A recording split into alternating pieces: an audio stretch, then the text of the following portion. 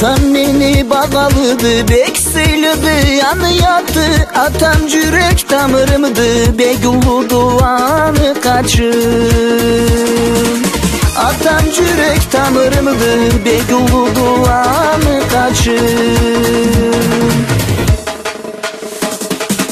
Atasına boy vermegen, abının ayını bir daha kalmaz. Atanı suyunu körmegen, caşavını da bir daha olmaz. Atanı suyunu körmegen, caşavını da bir daha olmaz.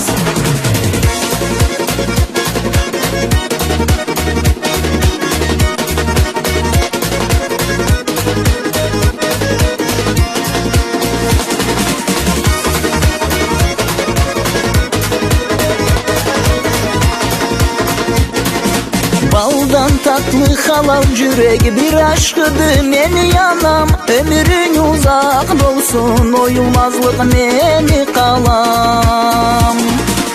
Ömrün uzak olsun, oyulmazlık meni kalam.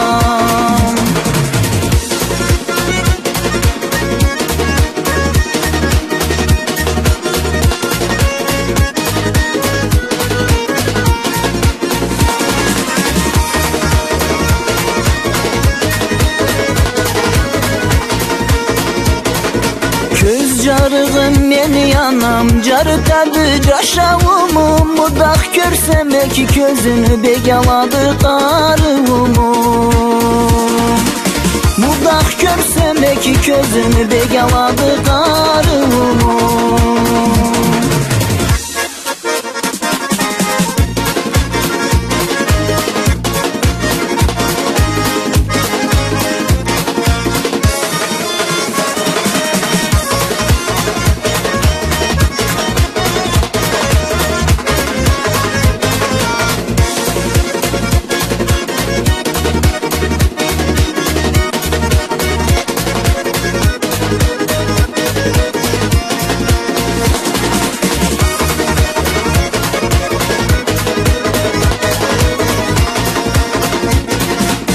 Atağa da anağa da Allah'tan sağlık dileyik. Atanı da ananı da caşavda razı yeteyik.